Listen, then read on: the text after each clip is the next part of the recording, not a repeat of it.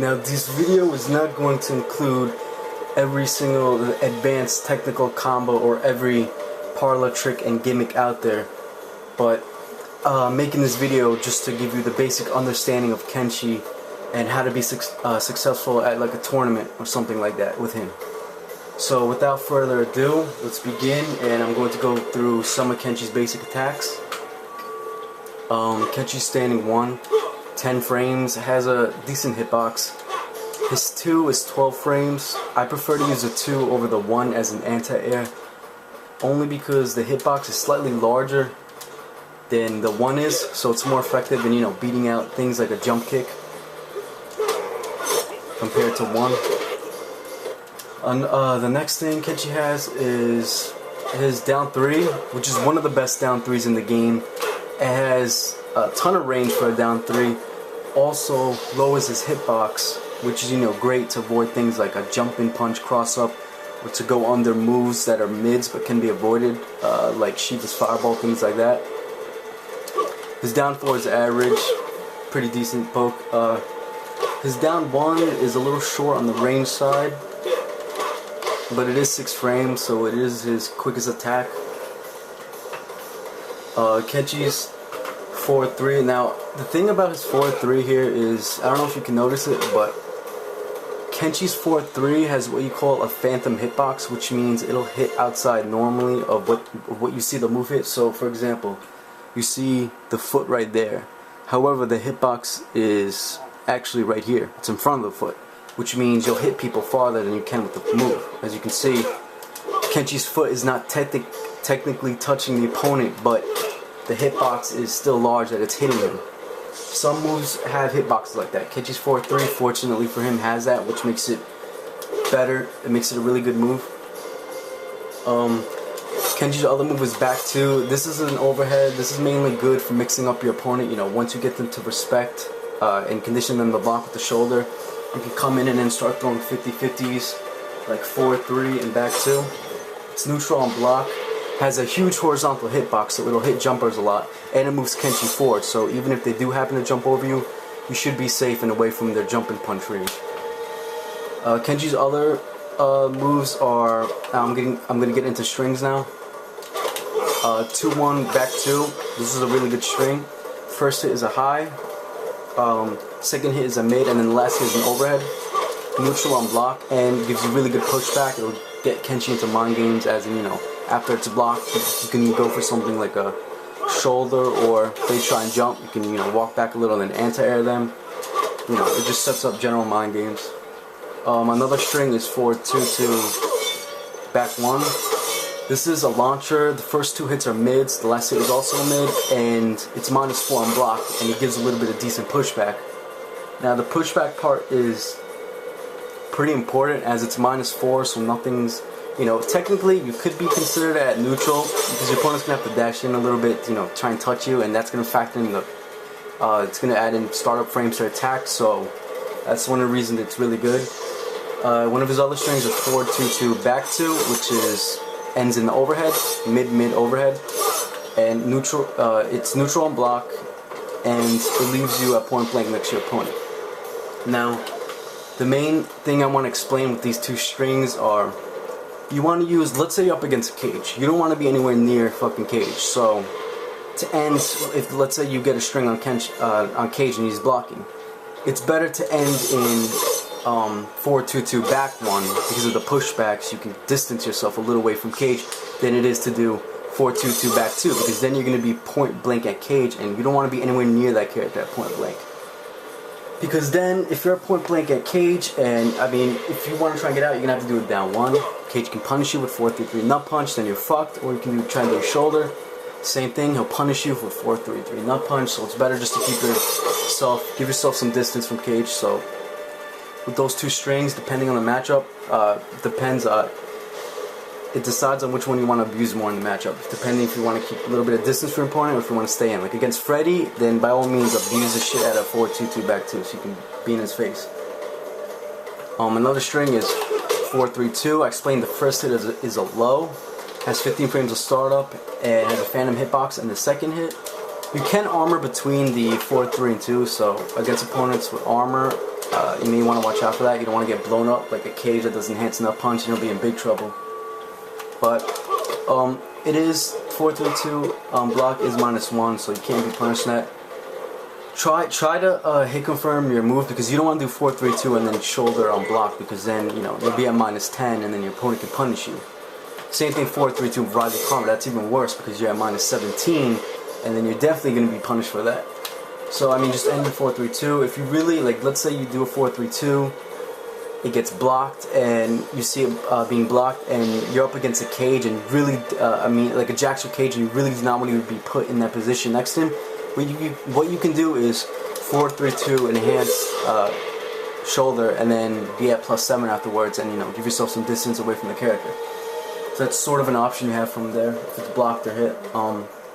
Also very easy to hit confirm. You have all day to hit confirm that 4-3 hits.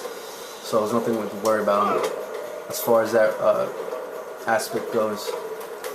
Another string, which is a pretty underrated string, is 114.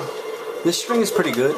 It's -4 on block, which means, and it gives yourself a lot of distance. It's the same thing as a 422 back one scenario, where the pushback kind of lessens the minus on block, because your opponent's gonna have to move to get in on you. So I mean, this being 114 with all that pushback, you could technically consider it neutral, because your opponent's gonna have to move forward to get next to you. And by the time they do that, you're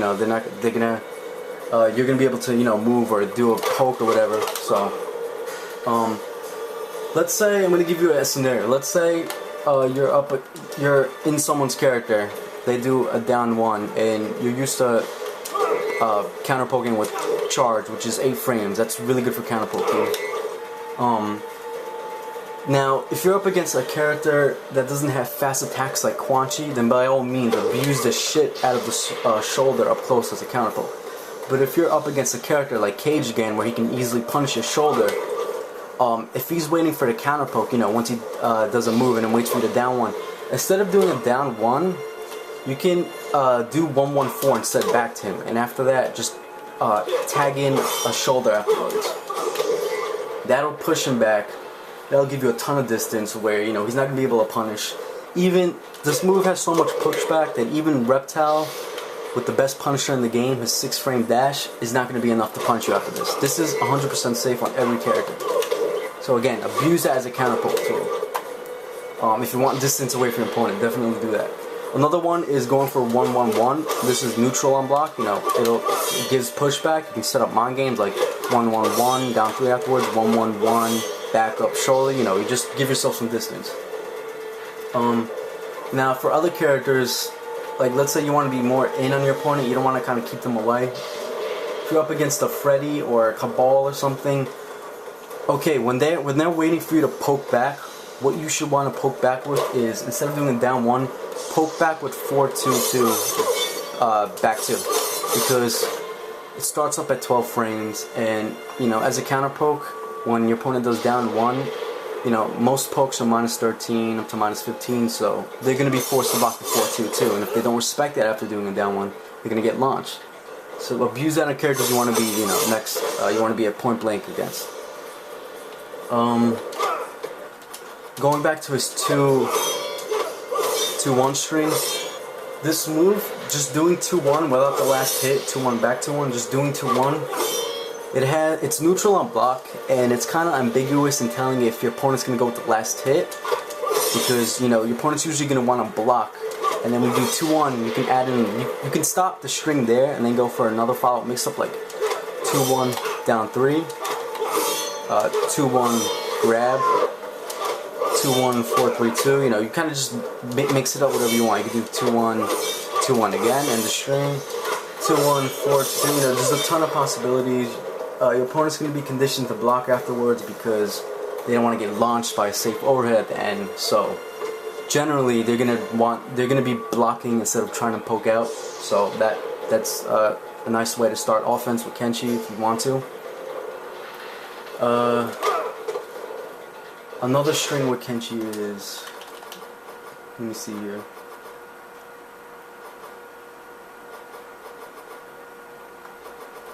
I pretty much explained his string, so now I'm going to get into his special moves.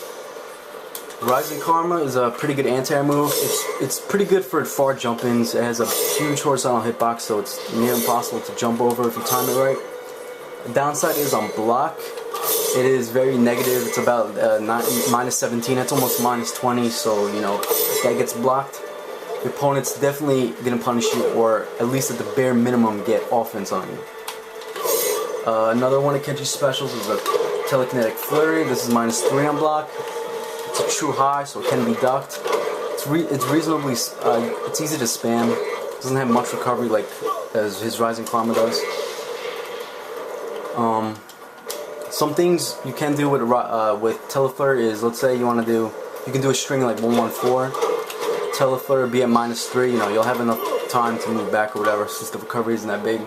But that's just an option you have if you want to do that.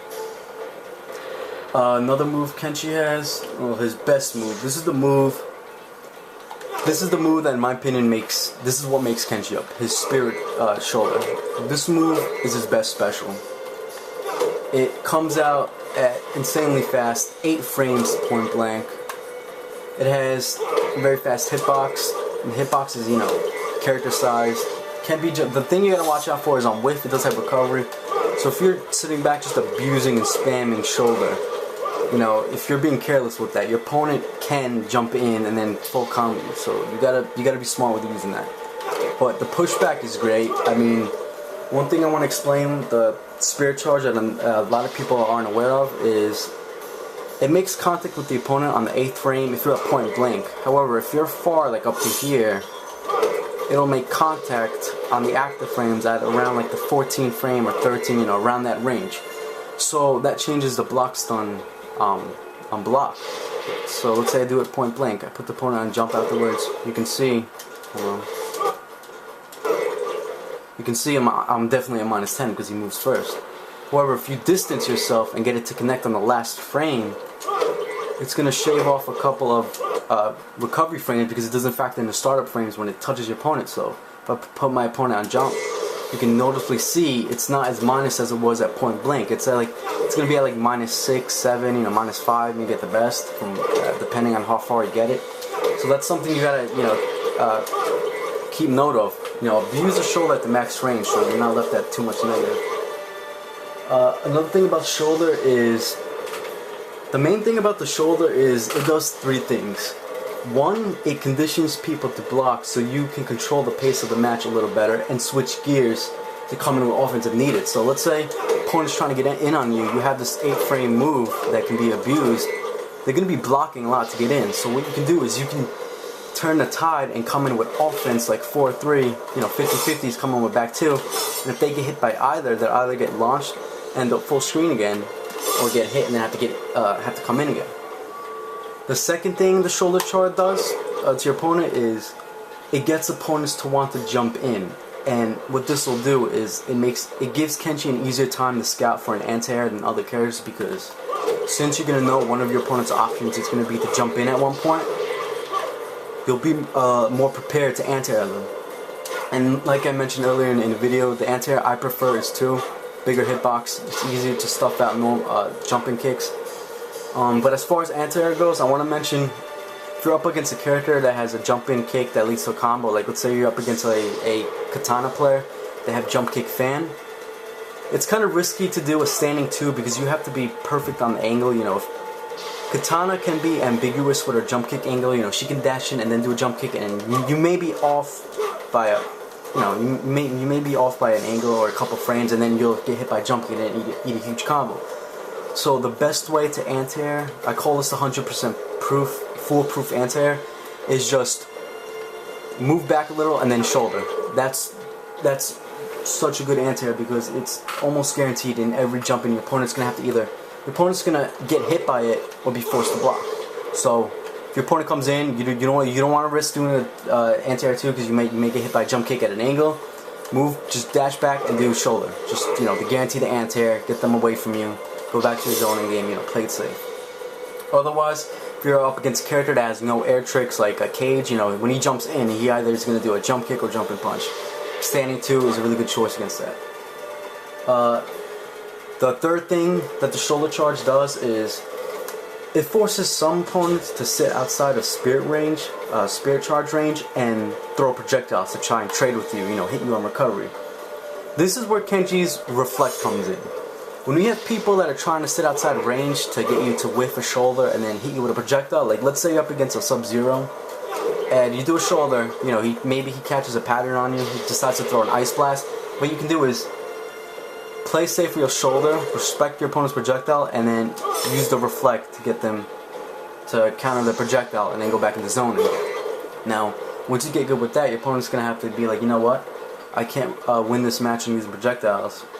My opponent can just reflect them back and it's not worth it, so I'm going to have to get in. You know, you got to condition your opponent to want to get in on you, not stay outside range and be carelessly with shoulder charges and get hit by projectiles all day. One thing Kenshi is good at that a lot of people seem to overlook is cross-ups. Now, Kenshi is very good at defending from cross-ups. One, because he has a good down 3. So this will stop your opponent from wanting to jump and punch you to wanting. It's gonna make them want to use jump kicks to abuse you to get rid of that low hitbox. So they can inflict damage on you when you cross over. Now, one thing you're able to do is if your opponent wants to jump over you and do a jump kick, what you can do, which is similar to the situation I explained with Katana, the backdash, rising shoulder charge. When your opponent crosses you up, dash forward and then do a shoulder. This gets you away from your opponent. You'll anti-air them and then send them back full screen. Now, the reason I say dash forward is because Kenshi's backdash is ass. Look at that. He fucking barely moves anywhere when you dash back. However, his forward dash is a lot better. So when your opponent jumps over you, move forward and then spirit charge. He also, as far as walking back, if you want to walk back, I don't recommend dashing back to keep away from your opponent. I would say use his back walk speed, because his back walk speed is amazing. Look at that. He takes a big step back and has a lot of distance on your opponent. So you use his back walk if you want him to turtle instead of using back dash. Now I want to get into combos. Now some of his basic combos, if you land a 4-3-2, first, before I get into all his different combos, the first thing you gotta know is you gotta learn his combos and the different positioning you're aiming to go for when you do a combo. If you're up against a Freddy, you may want to do this combo. You may want to end with 4-2-2 back 2, you know, to have Oki on wake up and you stay close to them, because you obviously want to be close to Freddy. You don't want to send him full screen. So the combo I use on characters that I want to stay next to is this. And then end 4-2-2 back 2. That'll leave you close to your opponent. You're able to do that off any startup you go into. Same thing with 4-3-2. Rising Karma, 4-2-2 back 2, close to your opponent on wake up. 1-1-4 Rising Karma, back 2-2 back 2, close to your opponent again on wake up. Now let's say you're up against actually, you know what, another thing there is if you want to stay close to your opponent and you want to build a little bit of meter, what you can do is end in 4-2-2 overhead slash. It's the same thing as ending in 4-2-2 back 2, but it gives you a little bit of meter. See, you're still close to your opponent and gives you some Oki and wake up. Now if you want to send your opponent, if you want to keep your opponent away from you full screen, what you can do is end in 4-3-2 spirit charge. So you're up against like a Sony or whatever, you do a combo, send them full screen, and then go into your zone. Up against a cage, same thing, 1-1-4, 4-3-2, spirit charge, they're full screen. You know, any character you want to keep full screen, end in the spirit charge because it'll send them back. Going back into cross-ups real quick, I forgot, it's down 1. Can be used as a cross-up. You know, let's say Kung Lao does a teleport, instant air 3, you happen to catch him while he's falling down. You can do down 1, rising Karma, then 4-3-2 Karma to send him full screen, or if you want to keep him close, you can do down 1, rising Karma. Whoops. 4-2-2 back 2 if you want to keep him close. Alright, so now that you guys know, alright, let me go through Kenshi's basic combos now. So, all 4-3-2, you can do this. Another 4-3-2 with shoulder. Or put the next to you with the other setup. 1-1-4, Rising Karma, 4-3-2 shoulder. 4-3-2 back 1, 4-3-2 Rising Karma, 4-3-2 shoulder. 2-1 back 2, dash forward, Rising Karma, and then 4-3-2 shoulder. As an anti-air, your combo is standing 2, 4-4-2 Rising Karma, 4-3-2 shoulder. If you happen to anti-air them a lot higher than you normally would, you can go for a little bit more damage doing 4-3-2 Karma, like this for example, and then for a little bit more damage. However, I generally tend to stick with just 4-2-2 Rising Karma, because just in case I happen to touch anti-air my opponent and he's not as high as I thought he would be, the Rising Karma whiffs afterwards. You don't want your opponent to wake up and then punish you because you were going for, you know, 3% more damage on an anti-air. Just take what you got. Take the guaranteed damage. That's why I prefer to go with 4-2-2 afterwards. Okay, getting into Kenshi's corner combos now.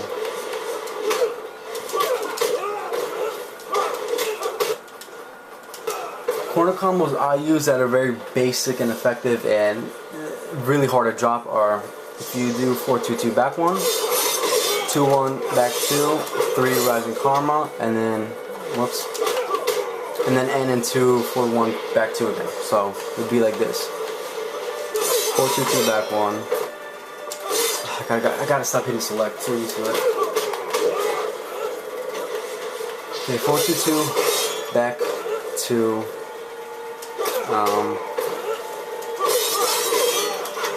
2-1 back 2, then 3.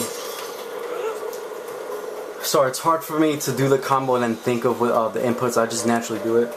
So that's the preferred combo I use after 4-2-2 back 1. The reason I end in 2-1 back 2 at the end is because when I go for that plant animation, after you do the plant animation, let me show you.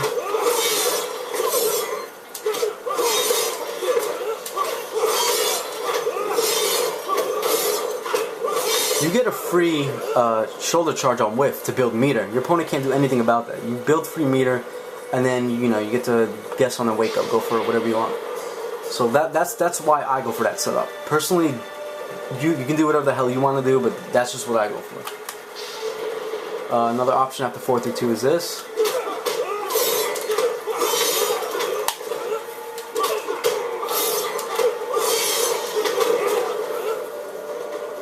One 1-4.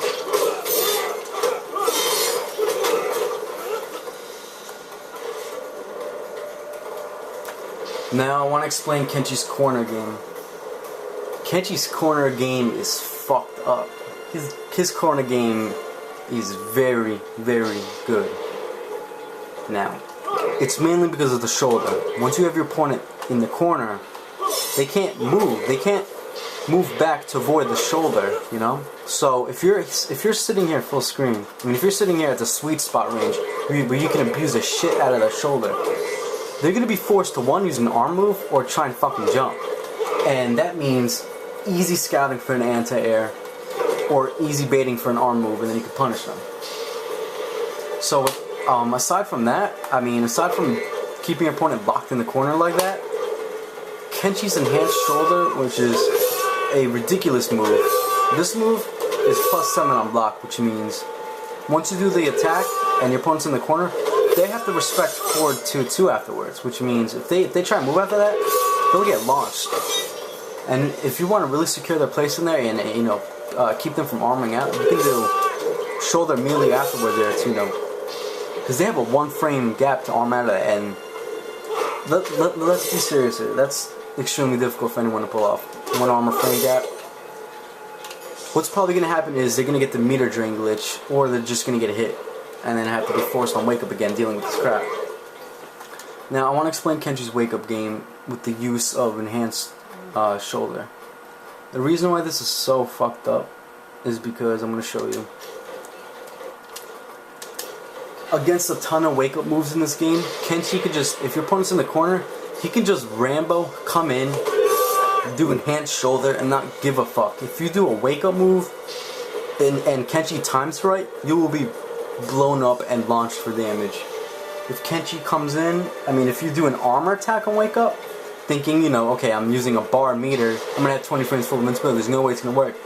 Guess what? You're still gonna get blown the fuck up. This is all depending on how good the Kenshi times his enhanced shoulder on wake up, and if he has a timing for different wake up moves. You know, moves like Sonya's enhanced cartwheel, that's gonna take more precise timing because it's the startup of our move, so you're gonna have to do it a little bit late than you normally would. This beats out, I tested so many armor moves, it beats out Cabal's enhanced dash, timed right, beats out Jax's enhanced dash punch, enhanced shoulder overhead tackle, it beats a ton of shit. So I'm going to demonstrate here. I'm going to knock down Shang Tsung, I'm going to come in and just do enhanced shoulder. And as you can see, now Shang Tsung's Soul Steal that he did, the enhanced Soul Steal has armor. Kenshi eats up the armor because he has super armor during the frames of enhanced shoulder.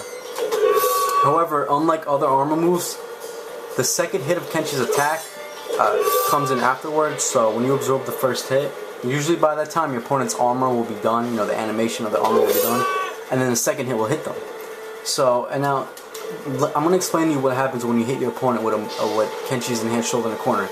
You get a full combo, you get down one rising karma afterwards, so you get all of that for landing an enhanced shoulder. You get 32% and then the force in the same situation to wake up and, you know, either block or go for wake up and get blown up. And the awesome thing about this is, even if you come in and your opponent does not do a wake up, who gives a shit? You want to know why? It's +7 on block, which means if you come in, they block, you know, they're like, okay, this dude's probably going to try and do enhanced shoulder and blow up my wake up. I'm going to sit here and block. Okay, you go ahead and do that. This is what happens. You block the shoulder. Kenshi is at he's at +7 now, and now you have to deal with another mix-up. So enhanced shoulder, you can come in and do 4-3-2, low starter, or you can come in and do overhead. Or if you just want to chip him, you know, get shit, you can just come in, go for fucking throw. You know, there's a ton of possibilities. It's just really fucked up situation for your opponent. Another thing is, now this is kind of a gimmick. I know I wasn't really going to explain gimmicks, but I might as well just explain this one. 4-3 into enhanced overhead. You can combo off that against the wall. So let's say your opponent is not familiar with that gimmick. I call it a gimmick because at the highest level, if you're aware of that tactic and it's being done to you a lot, sooner or later you're going to find a way to completely neutralize it by just always stand blocking after the 4-3. There's no mix up after that, just 4-3-2 stand block. You'll block the 2, or if they go for the overhead, you'll block that, and then you can punish Kenshi because he's at like -30. So, but if your opponent's not familiar with this mix up and you go in and hit them with this, what you can do is this: 4-3-2. Whoops.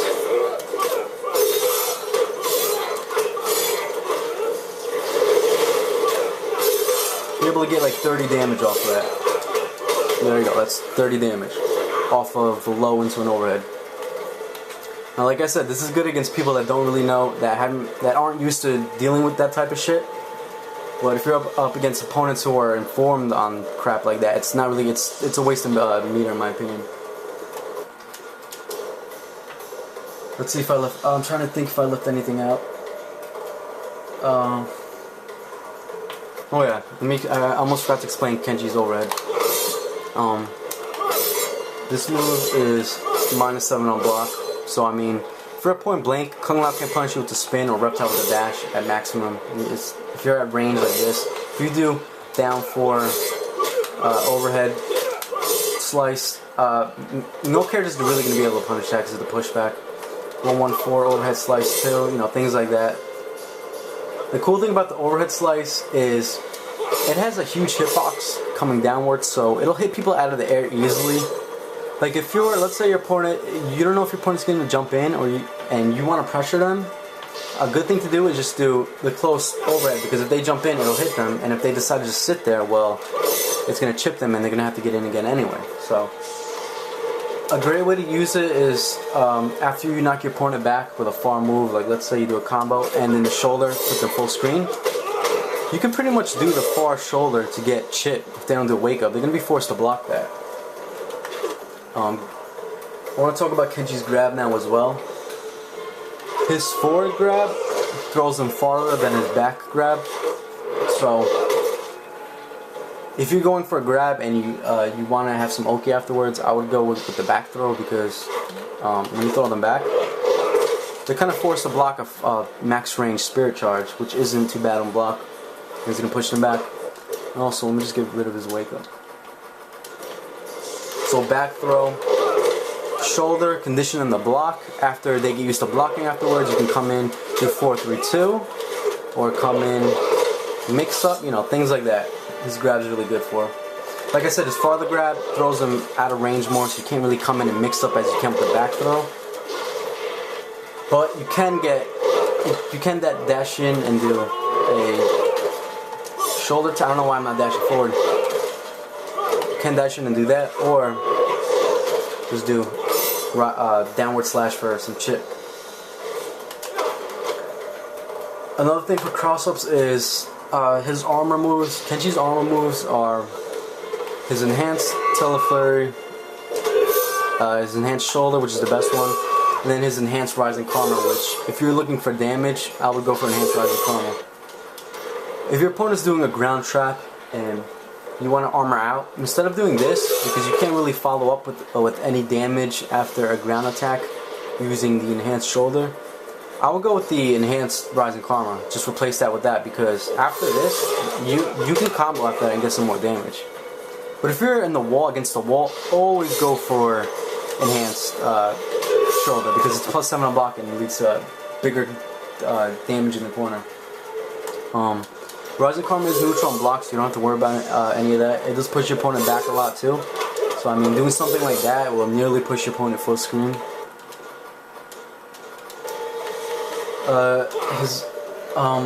As far as using armor and cross-ups, you can use it, but Kenshi doesn't really need it. I mean, if you're learning with Kenshi and you're put in a tough clutch situation where you weren't expecting your opponent to cross you up or anything, then yeah, by all means, go ahead and armor just to get them away from you.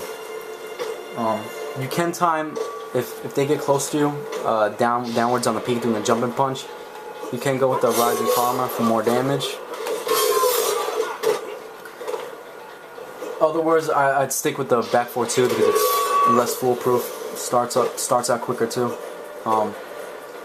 If you enter your opponent in the air with back 4-2 and you need a little bit more damage to kill them, and you have another bar, you can use 2 bars for 20%, and I'll show you now.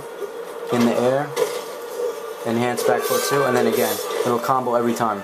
Doesn't matter how high your opponent is. It'll always combo. So if you need that extra damage, and you happen to anti them with an enhanced back 4-2, use the other bar and just end the round, take the round. I think that's pretty much it on Kenshi. I mean, that's all you would really need to be successful with this character. I hope this video helps a lot of people. I made this video mainly to help a friend who wanted to pick up Kenshi and, you know, doesn't really know how the hell you play Kenshi aside from throwing a bunch of shit out. Which in my opinion isn't the way to go with Kenshi. You want to be smart with your shoulder, you know, condition your opponent to do this and that. Go for setups and a lot of shit. Hope this video helps a lot of people out there who are planning to pick up Kenshi, and enjoy.